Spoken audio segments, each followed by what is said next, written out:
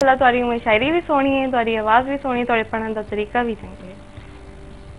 میں کس سے اپنا حساب مانگوں؟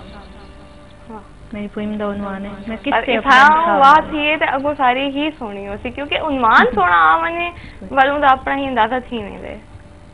میں دشت وحشت کی تنہا لڑکی کسے پکاروں کسے صدا دوں؟ میں دشت وحشت کی تنہا لڑکی کسے پکاروں کسے صدا دوں؟ میں کس کے دامن سے لگ کے روں؟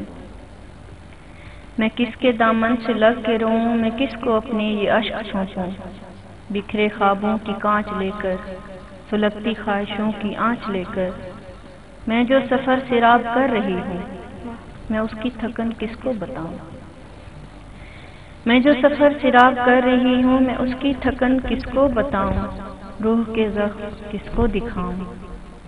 دل کے دریچے میں پنہاں وہ خواب سارے جو موتی بن کر پلکوں پہ میری لرز رہے ہیں۔ دل کے دریچے میں پنہاں وہ خواب سارے جو موتی بن کر پلکوں پہ میری لرز رہے ہیں۔ وہ مچلتے آنسو کہاں گراؤں؟ یہ لرزتی خواہشیں کہاں سلاؤں؟ میں اپنی تھکن کسے دکھاؤں؟ ان رائے گاں خواہشوں اور چاہتوں کا کس سے میں حساب مانگوں؟ تمام رائے گانیاں سمیٹے عمر رواں جو ڈھل رہی ہے اس کے اجاڑ خال و خد اور خواب مانگوں۔ فنا کے لمحوں کی وہ کہانی جو زخموں کی صورت لگی ہے رسنے اس کا مرہم گلاب مانگوں۔